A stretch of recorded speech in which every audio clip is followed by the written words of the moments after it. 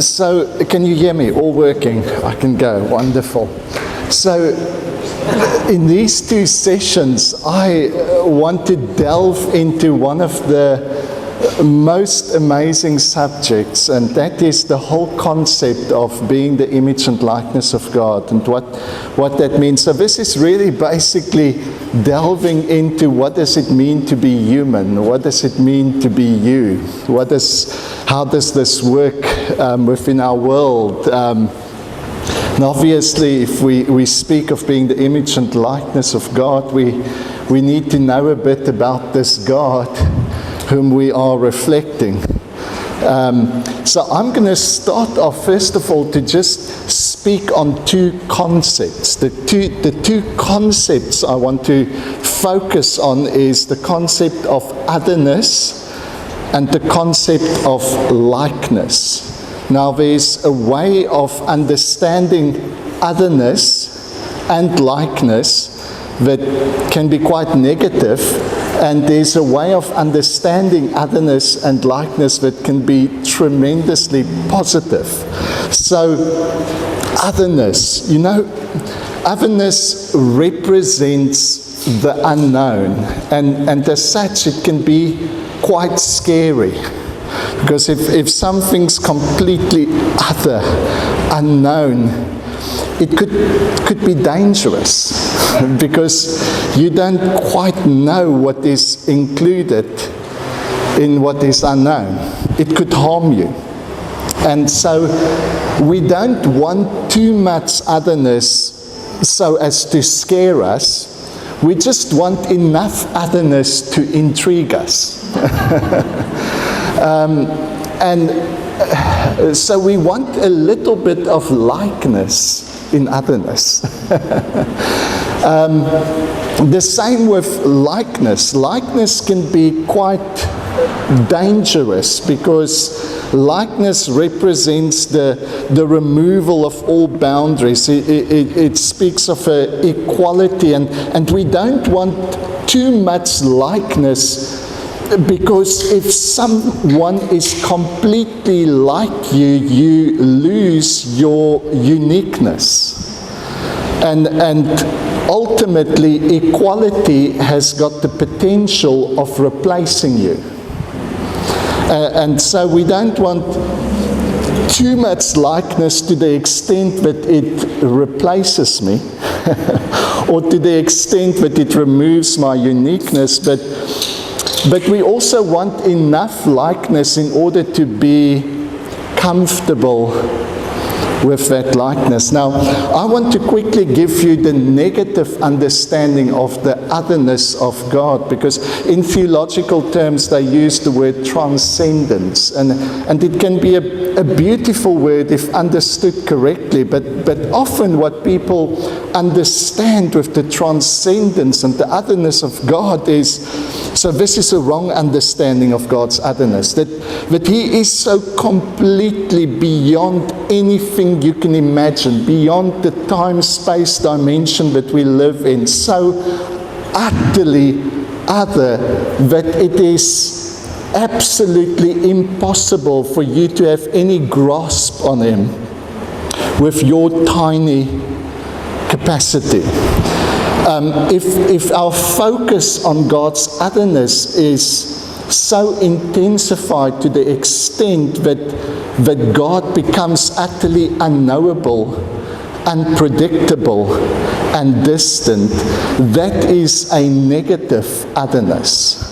And that is an otherness, aspect of God's otherness that was very well explored throughout the scriptures as well. I mean, the focus on God's holiness in one particular stream of Hebrew thought became so intense that their whole definition of God was His otherness, that God's holiness, and for them, God's holiness meant that He is completely and utterly separate from us.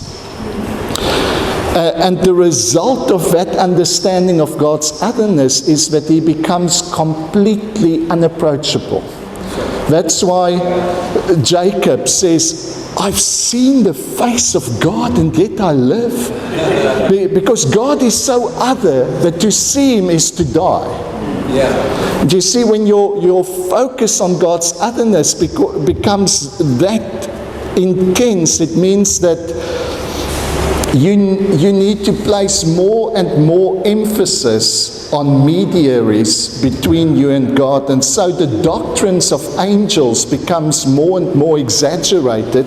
And so although we have quite clearly in the Old Testament scriptures that says God himself spoke to Moses, revealed himself to Moses and gave the law to Moses, by New Testament times the tradition has developed to such an extent that on more than at least 2 occasions it says it was actually angels that gave the law to Moses, because it couldn't have been God.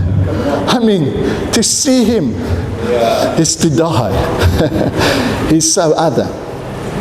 So that, can you see how a focus on God's otherness can become rather negative? God can become unknowable, unpredictable. You just don't know what he's going to do to you.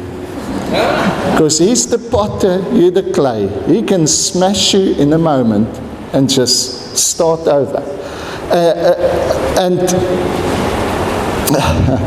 Before I get to likeness, let me look at the positive side of otherness. There is indeed the aspect of God that forever will remain surprisingly, astoundingly, beautifully other. Because how can God be other, unknown, yet be the God who reveals himself? I'm trying to help us understand both the otherness and the likeness of God, because that's going to help us understand the relationship that we enter into with him and with our fellow human beings. Because it's often a misunderstanding of these concepts that causes fear. You see, God remains... The wrong understanding of otherness is that the only things that we know about God is just the events and the places where he humbles and condescends to our level and reveals himself in a quick flash, but then he withdraws again into utter unknowability. In other words, God remains unknowable mystery. But I want to say that in Jesus Christ, who according to Hebrews is the exact representation of the character and nature of God, God has made himself accurately and intimately known. Yet there is stuff about God we don't know. But we don't know those things about God not because he is not revealing it to us. It's because there is so much to be revealed that the revelation of who he is will never be exhausted. But what he has revealed, that God is love, means that his otherness is no longer something to be feared. Because we know the essential quality of who God is. God is love. Whatever you don't know yet, you know this. God is love. And therefore, I have no fear of exploring him to every dimension, to every depth, to every extent I possibly can. Knowing that in this pursuit, as Paul says in Ephesians 3, hey, just try and explore the length, the depth, the height, the width of the love of God, because in your pursuit of knowing Him, you're going to discover within yourself limitless capacities to know that love. And so God's otherness is beautiful because it means that God remains exciting. God remains surprising. God remains the most beautiful encounter with otherness and likeness at the same time. Because you see, the wrong understanding of otherness is the otherness in which there is no likeness. And if God is completely unlike, other than you, yes, there's lots to be feared. But the person of Jesus, the incarnation, God and man united. You see, it's not completely accurate to say Jesus was God. It's also not completely accurate to say Jesus was human. If Jesus represents anything, Jesus is the union of God and man. And so Jesus comes to reveal to us a God who is more like you than what you've ever imagined. A God who's more human than what we ever thought. Now, likeness. Now, the negative side of likeness is almost universally unneeded, that I need to warn you about it, because most places where we minister don't explore likeness. But there are places, we've gone to some groups who just took a hold of the revelation of our likeness to God. And maybe in those groups, for the sake of them, I need to say this as well. There's a negative way of understanding likeness as well.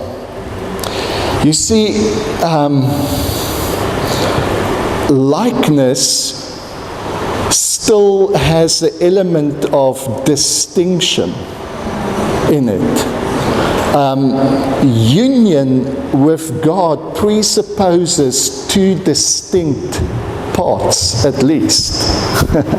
Union is not the same as one and the same. Union is one and distinct.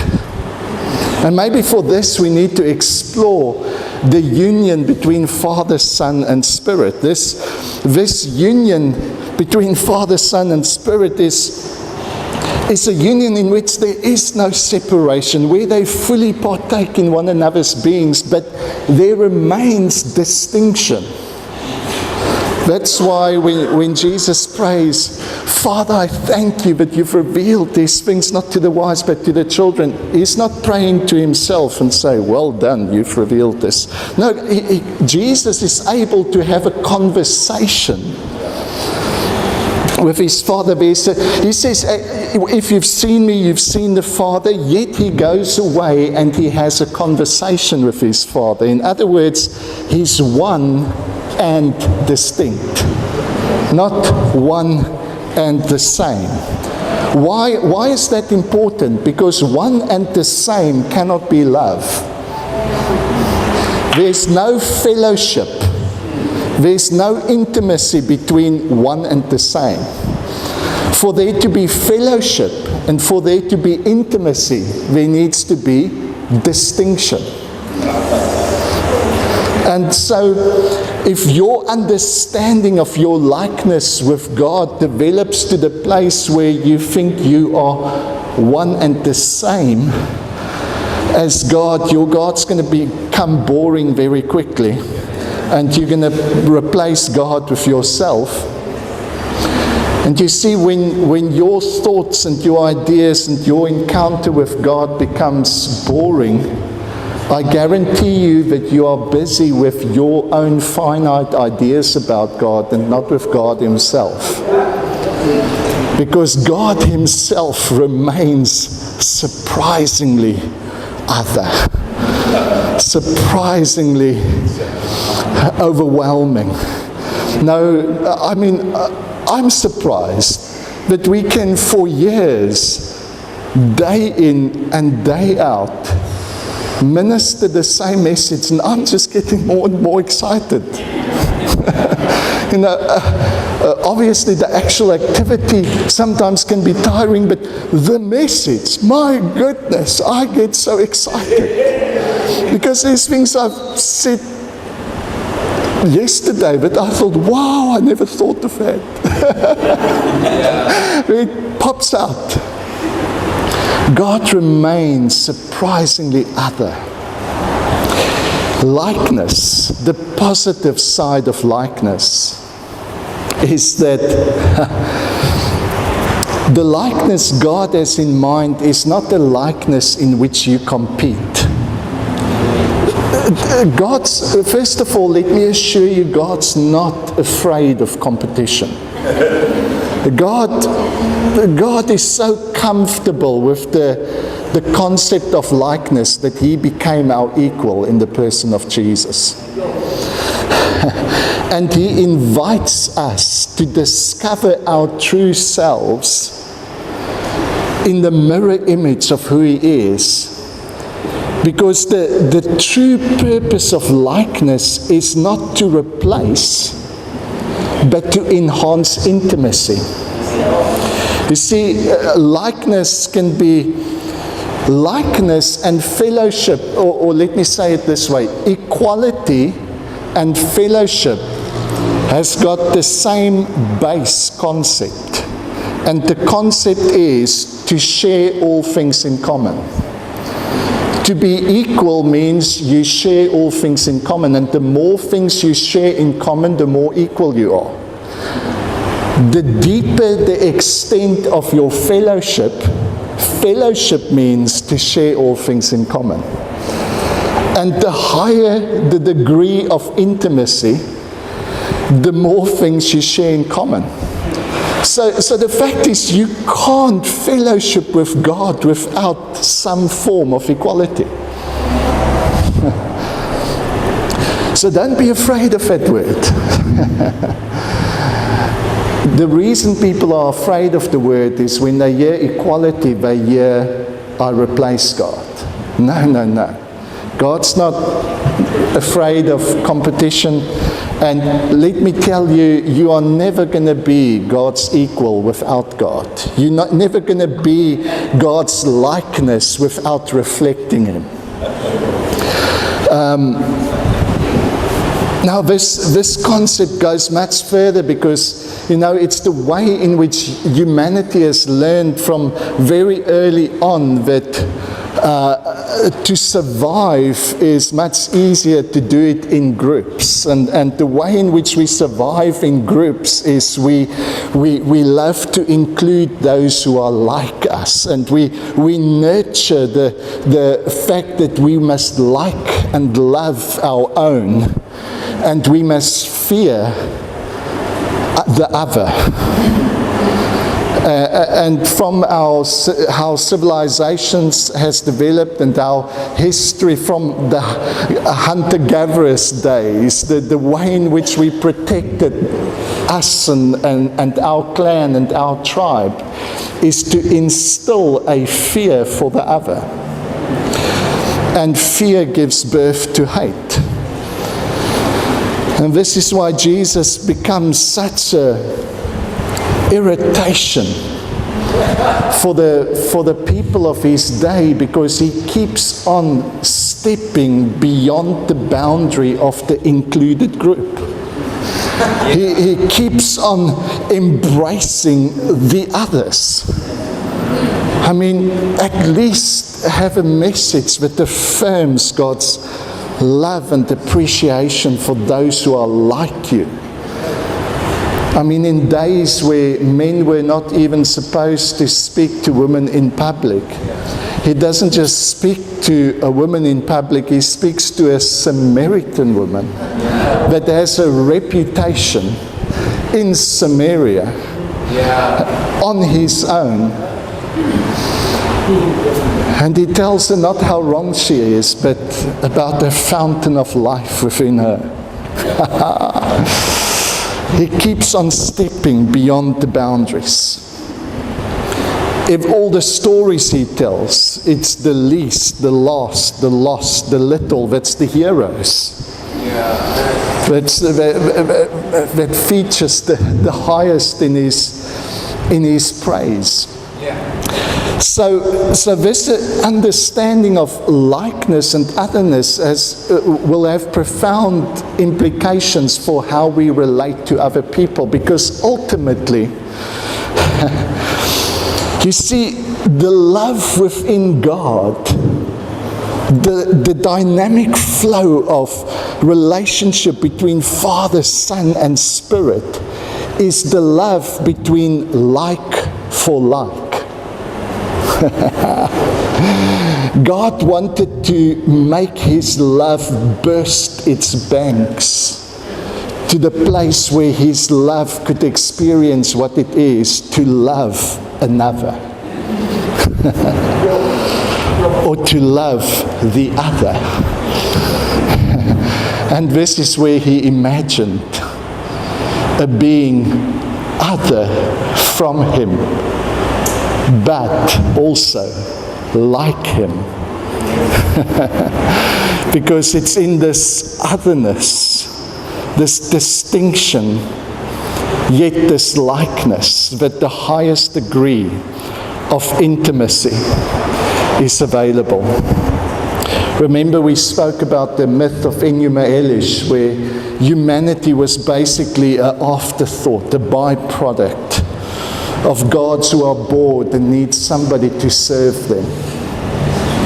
The Genesis story introduces us to a whole new vision. A God who comes to serve humanity, who plants a garden for them, who prepares a place for them, a God whose ultimate achievement is to reproduce himself. You see, this is why in Genesis, whenever God creates, he speaks to the substance from which he's going to make something new, and he tells it to bring forth. So when God wants to make fish and the creatures of the sea, he speaks to the substance from which fish and the creatures of the sea is made, and he speaks to the sea and he says, sea, bring forth. Fish and the sea brought forth. When God wanted to make plants, animals, he speaks to the substance from which plant animals are made, and he speaks to the earth, and he says, earth, bring forth plants, and the earth brought forth. When God wanted to make you, he spoke to the substance from which you are made, and he spoke to himself, and he says, us, bring forth man, our image, our likeness. And mankind's first conscious moment, according to the first creation story, is where it says, and God blessed man. That word barak, the root word, is where we get the word kneel from. In other contexts, it's often used as an act of adoration, such as kneeling. So when somebody wanted to honor somebody else, they would kneel and bear gifts and bring gifts to honor. Now this is what Genesis 1:28 says, God did to mankind. It's like when we bring our newborn baby home and we just fall on the floor and the carpet and we just adore this little life. This is the picture I can see of God creating man, his image and his likeness. And the first thing God does before you have any opportunity to impress him or to disappoint him is he adores you. And the most natural thing for a being that is made as the image and likeness of God is to reflect the adoration that they receive. You see, this is why the only way in which you can accurately adore and worship and praise and value your Creator is the only accurate way is to reflect the adoration, the honor that He gives you. You don't give God any honor by putting yourself down. How small is your God that you've got to put yourself down to raise Him up? Now this God is honored in His workmanship. Ascribe greatness to our God, the rock. His work is perfect.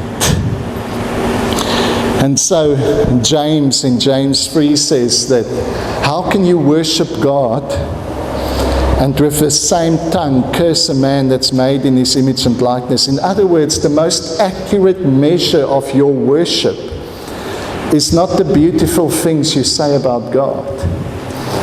It's what you say about man. Not what you say about your best friends or this or that.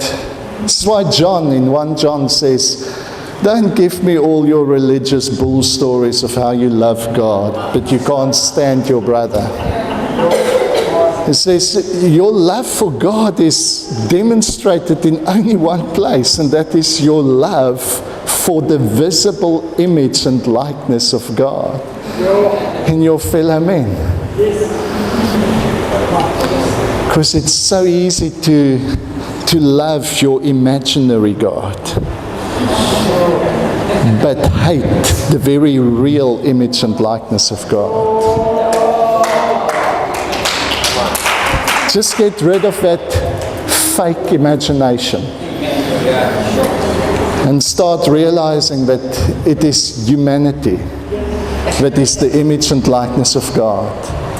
And your love for God can only be demonstrated in that one place.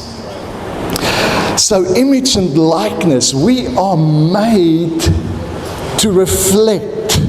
We are made as beings, and this is what makes us unique in the animal kingdom. Since humanity, since time immemorial, we have reflected. We've had the unique capacity to contemplate what happens around us, to think about our own existence, to be conscious of who we are and to be conscious of our world around us. And this is unique concerning your humanity. You have been given the unique capacity to be whatever you behold. Remember that. You've been given the unique capacity to be whatever you behold. That's why it's so important to deconstruct the images of God that's been proclaimed, that has basically been a mask around a monster. Because if you deep down still believe that God's just an unpredictable monster that's going to just terminate the mass of humanity, that is the kind of God that's going to cause you to act in a certain way. Jesus is not false advertising for a secretively vengeful God who still wants to get you in the end. You see, Jesus, sometimes we have this idea that, okay, Jesus did something very precious for humanity, but it's actually all about you and whether you're going to embrace this act correctly, understand it correctly, and believe it in exactly the right way. Because, actually it doesn't matter what Jesus did if you don't believe right. Boy, that is really the important part. And the Father and the Son, the Father kind of told Jesus, okay, I've tried to slap them into obedience for a few thousand years. Maybe you should go and try and change their minds with kindness. And Jesus came, gave his life for us, and now they are both sitting up in heaven thinking, is this going to work or not? And the Father basically said, Jesus, I'm just giving this grace thing about a few thousand years, but boy, if I haven't grasped it after that, then I'm going to let loose my real fury. Now, Jesus is God's final judgment.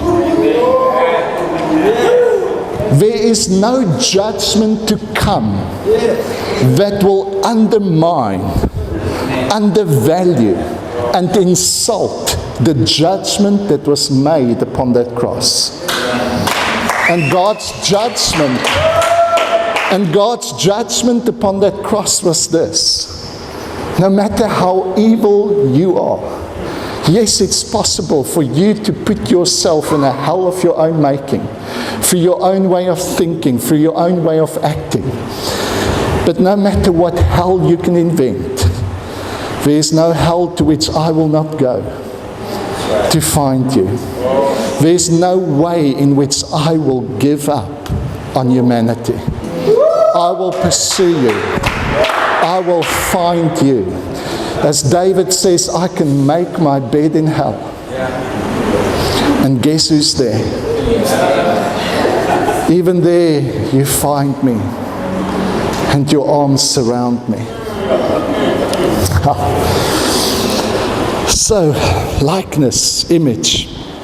We are made as beings that reflect. And if we understand that the purpose for likeness, its aim is to introduce us into the place of the greatest intimacy, where adoration is met with adoration, where affirmation is met with affirmation, where love is received, reproduced, and reflected back, where the creative movements within God finds a creative resonance within us. Can you see how that is the purpose of likeness? Obviously, things have gone wrong in many aspects, and this is the place that I want to touch on, is what happens when we stop beholding the one and only true God who loves and adores us. And this is really what the second creation story starts, and then the story of the partaking of the tree of the knowledge of good and evil is really introducing us to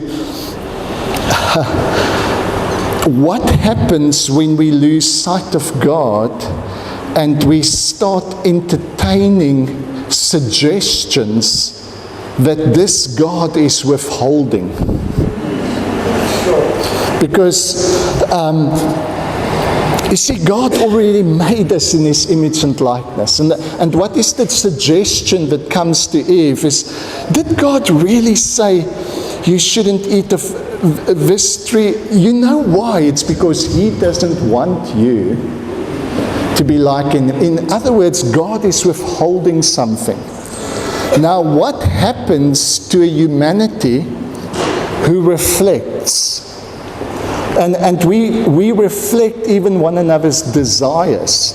You see, if we allow the perception in our mind that God is withholding this tree because He wants it for Himself, obviously this tree is what God desires above all other trees. That's why He doesn't want you to have any of it. When you think God is withholding that tree because He desires it more than any other tree, what happens? That tree becomes the most desirable tree there is. Because you're reflecting the desires you perceive. And so,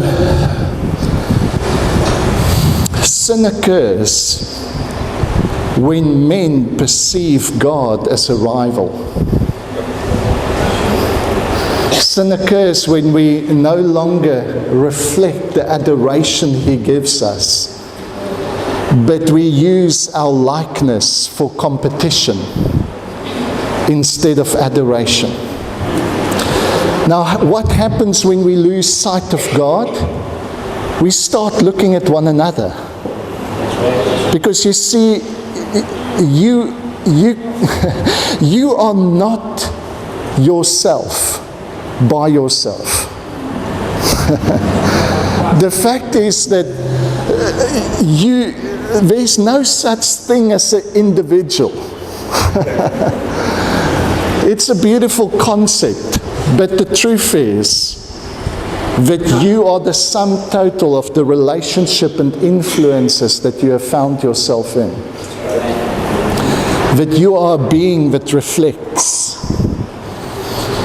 And so when mankind loses sight of the only true reference, the reference in which we can reflect the adoration, the appreciation that God gives us, in our confusion, we start reflecting one another.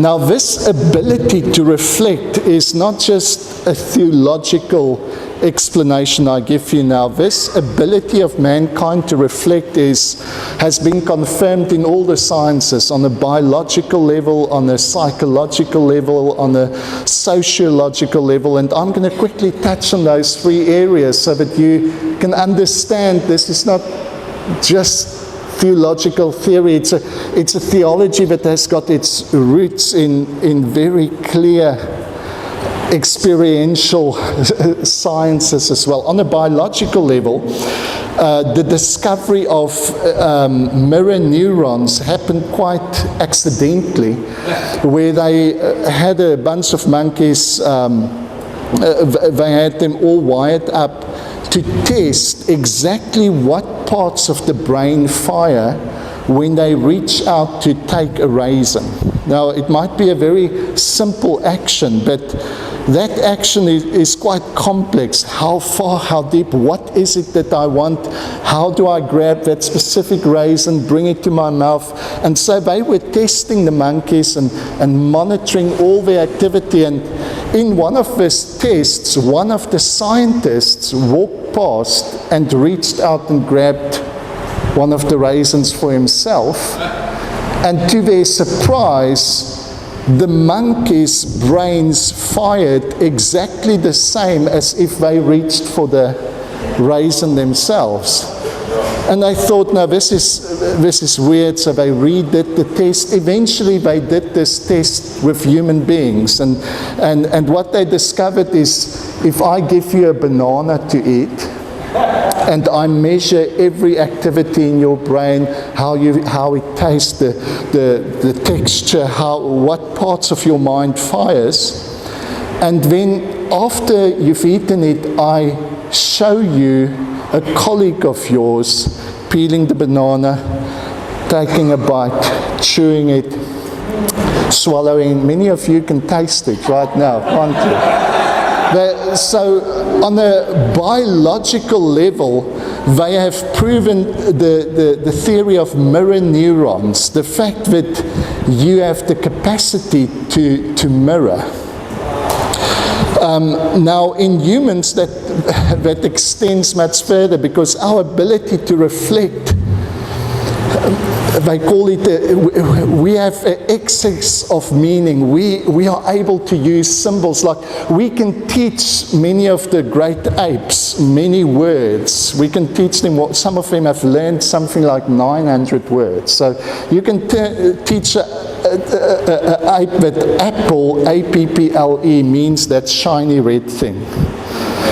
But there's no way that you're going to teach the ape that you are the apple of my eye. That just won't compute. So we've got a capacity to reflect meaning, to delve for treasure, and to symbolize beyond just the biological level. But it's important for you to understand that as humans, on a biological level, we have mirror neurons. That means we reflect. On a psychological level, let me give you a very simple example. If you've got a room full of toys, and there's a 3-year-old child sitting in one corner, not really paying particular attention to any one toy, and another 3-year-old walks in, the first thing the other child will notice is the child. The next thing the child will notice is the toy that is closest to the other child. And that is the toy he will head for. And when he reaches for it, the first child will realize that's the toy I've ever always wanted. And war breaks out. And that's a short summary of human history. We learn how to mask it, but the fact is, fallen humanity don't even trust their own desires. A humanity that has lost sight of God. In our confusion, we start looking at one another and reflecting one another's desires, reflecting one another's ideas. In our confusion, we don't know what we want. And the person that I mentioned yesterday, Rene Girard, has done a lot to help anthropologists understand the sociological implication of what is now known as mimetic theory. It's a beautiful scientific name for saying you are the image and the likeness of God. Okay, you're a being that's made to reflect. Now, mimetic theory, basically, the way I've developed this is, and maybe just go with me. You've been given such an amazing capacity to imagine. Wow. Are you going to use it with me? Imagine one of the early hunter-gatherer societies, a society where a group of people came together because they've discovered that to survive in a group is much easier than to survive on your own. And in this early community, there's no government, this is wild. There's no laws, there's no rules. It is just we come together for the benefit of one another. But in a society where there are no rules, are no laws, amongst people, let's say it's 50, 60 people, who start reflecting one another's desires, conflict is going to arise. Because I see that you like those big horses.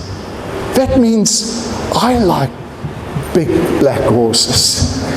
But there's only so many big black horses to go around. And so competition, can you see how our ability to reflect one another's desires then stirs up competition? And this competition leads to underhanded dealing. And eventually conflict starts occurring. And the very nature of violence is that it always escalates. So if you give me a smack, I'm going to give you two back. if that tribe kills one of our tribe, we're going to kill 7 of theirs. That's the way in which violence always escalates. And early communities, as the violence and the conflict escalated, it comes to a boiling point where the whole society is going to murder one another and be destroyed if a solution is not found. And it is at this place, and we read stories like with the Black Death in Europe. You know what? The same thing happened there. This sickness had no respect for your title, for your status, for your wealth. Can you see how all the differentiation, all the otherness was starting to disintegrate? And everybody was being made the same. This sickness kills you if it finds you. I don't care what your history is. And as the differentiation and all the boundaries starts crumbling, people are desperately searching for a cure. And then somebody discovers the reason for this sickness. And you can go read this. It was an educated man that wrote this report while they did it. It was the Jews that put poison in our rivers. They had a small Jewish community. I think it was in one of the French country. I can't remember. It's in the book called The Scapegoat from René Girard. And suddenly finding a scapegoat means that we can divert our confusion and our anger from one another, and we can all focus it together on this one group of scapegoats. And so this is what early societies found, that when conflict reaches a boiling point where the whole community is going to be disintegrated, it is to our advantage to turn the war of all on all into a war of all on one. It's called the single victim mechanism. And there's nothing that reconciles old enemies better than finding a common enemy. This is why Herod and Pilate, who were really at war with one another, really didn't like one another, they became friends the day that they together condemned Jesus, because it is finding a common scapegoat that reconciles old enemies. Are you following this picture in your mind? Here's a community in conflict with one another. They are at boiling point. There's violence. This whole community is going to disintegrate. And somebody says, it is that one's fault. And suddenly our confusion becomes concentrated.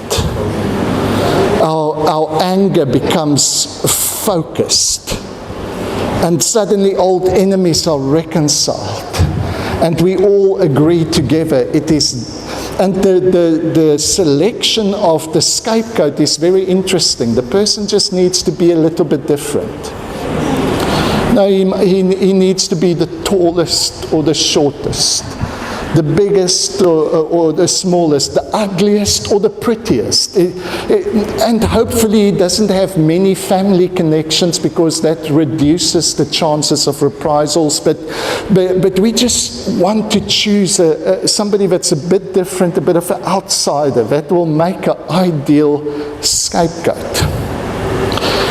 And so the anger of the whole community is then focused upon the single victim, and the murder occurs. And most of the myths have got the murder as the origin of its story. Because what happens when we collectively murder? Remember I said yesterday that language was developed either to explore and treasure the beauty of what we encounter, or it's used to hide the anguish and the disturbing nature of what we encountered. And so in this place where as a community we partake in a mutual murder, language itself becomes perverted. Because the stories that we tell ourselves about that disturbing event is all meant to hide the actual truth of the murder that happened. And so we tell ourselves beautiful myths of how somebody volunteered to help us out of this trouble. But the truth is a murder occurred. Now, remember this community, there was conflict, there was fighting from every side. Suddenly we find a scapegoat. Collectively this community come together. They murder the scapegoat, and normally the most heinous crimes are ascribed to this person. Crimes that blurs the boundaries. You know, it's crimes of bestiality, of incest, or the worst crimes we can think of that says this person is disturbing the order of our society. What happens when we collectively exert this anger on the scapegoat is a magical peace ensues. Why? Because we've now vented our frustration. We've vented our anger. Old enemies have been reconciled. And so the very one that we've demonized, we now divinize. Because somehow this murder has solved the conflict in our community. And if you go to records, or if you go to communities today still who practice a sacrifice, they will give you two reasons for sacrifice. Number one is to maintain social order, because that's the origin. Somehow we remember. And number two is because the gods require it. Can you see that what actually happened there? You see, 6 months down the line, that community again experiences the same confusion, the same conflict, the same frustration, the same violence. Why? Because they never acknowledged the actual root of their problem. Their problem was not the scapegoat. Their problem was not the angry God. The problem is they have lost sight of the God in whose image and likeness they've been made. They've stopped reflecting the adoration and the love He gives us, and we've started reflecting one another's confusion. That's the problem. And so what happens 6 months down the line? When the same confusion, the same anger, the same frustration occurs again, we remember what solved the problem the first time: the sacrifice. And so we choose a new scapegoat. And so Caiaphas is not the first guy who thought of saying, it is better for one to die for the nation than for the whole nation to perish. That is the very foundation upon which every civilization has been built. Is the war of many on one. And this is what makes the Hebrew Scriptures so unique. Most of history has been written from the perspective of the victors, the winners. Here God comes and He chooses the slaves, the victims. And He says, I'm going to tell you their story. I'm going to identify with the victims to the extent that I expose to you what's really happening here. And okay, so we choose another victim 6 months down the line. Can you see what's starting to happen? A ritual is starting to develop. And so early human societies, so many of them have got human sacrifices at the core of that society.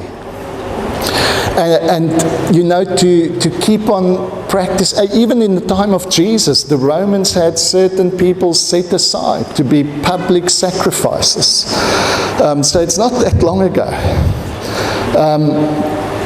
But what happens after a while, to have human sacrifices is costly and difficult, because humans fight back, and you've got to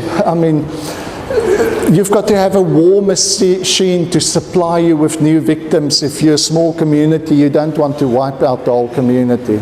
And that defeats the whole object of sacrifice, which is to preserve the community. And so eventually human sacrifices becomes replaced with animal sacrifices, and eventually animal sacrifices are replaced by food and drink. But can you see how ritual and religion has got its birth in violence?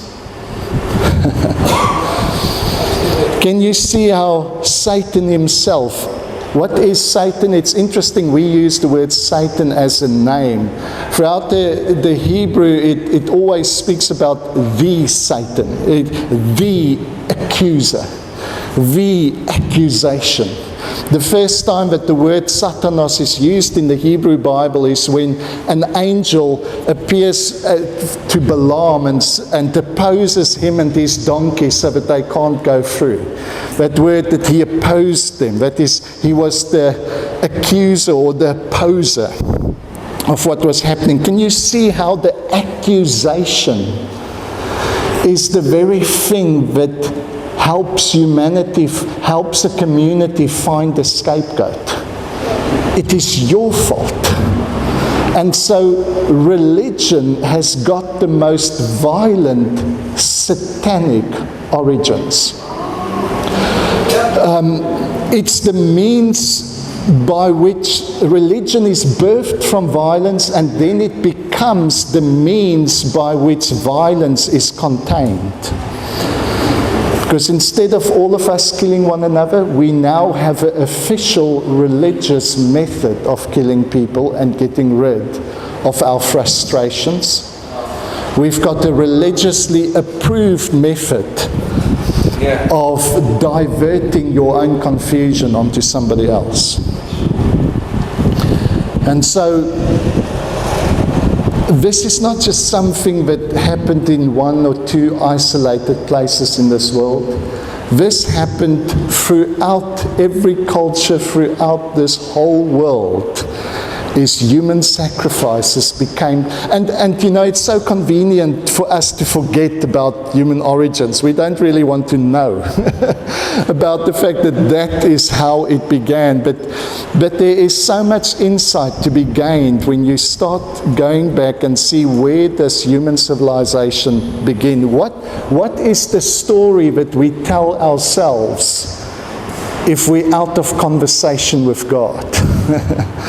And the conversation that we have with ourselves is a brutal, violent, demonic story. And the story is always the same. Now you might ask, why? Why would God come and seemingly approve a sacrificial system within Israel if sacrifice has got such a demonic and violent beginning?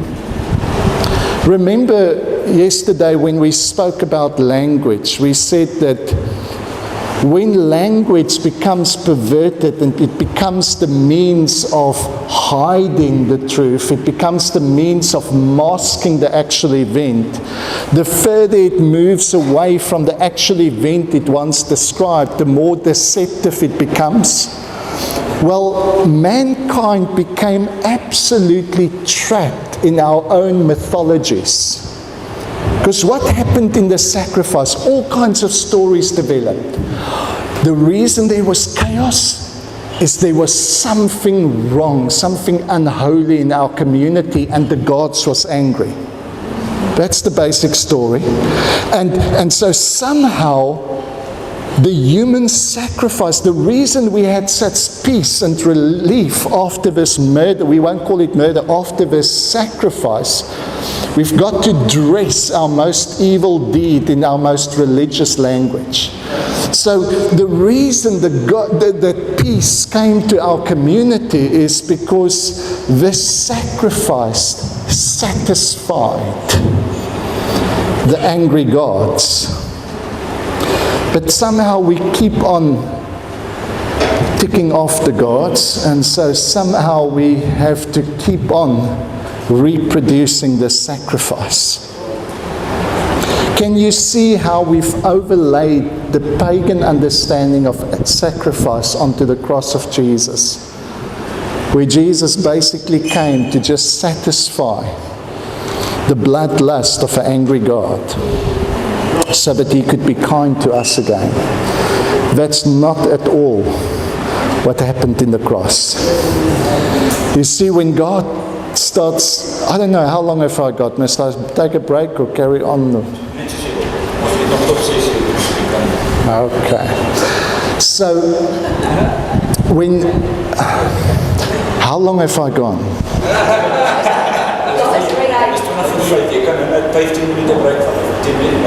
Okay. So, when God comes to Abraham and he says, Abraham, offer Isaac to me.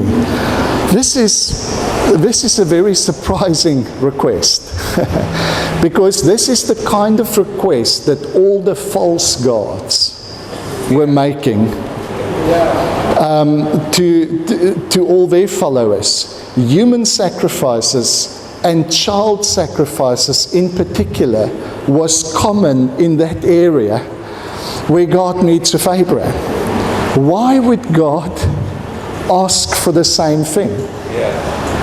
You see, God is entering into our conversation with us, and He is entering into the very act with us because He wants to take us back to the original event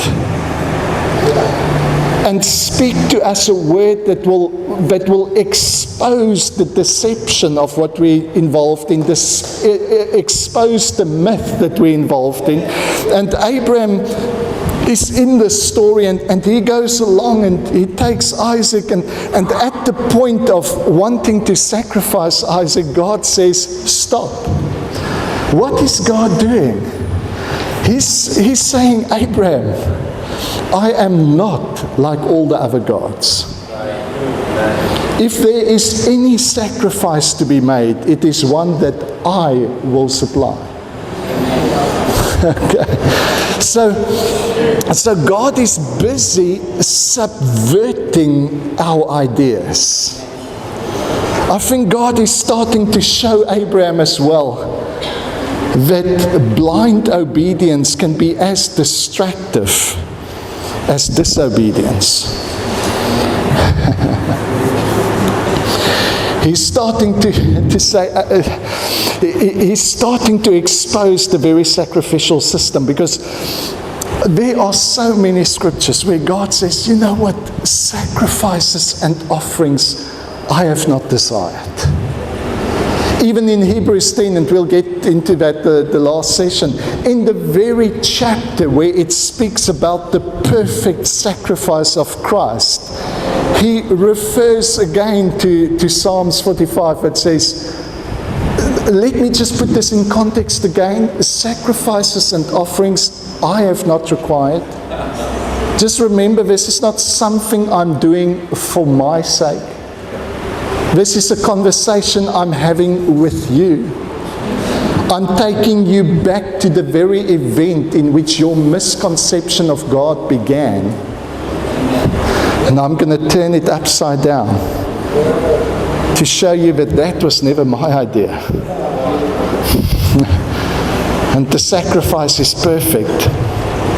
One of the reasons it's perfect is it forever invalidates our sacrificial systems.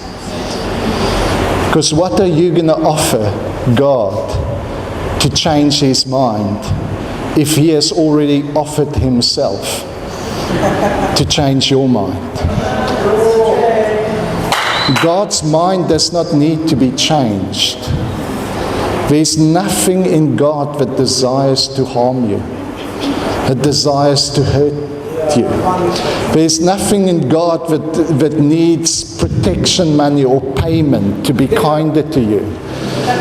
God has been as kind to you as he possibly could and will continue to be. You do not need to be saved from God.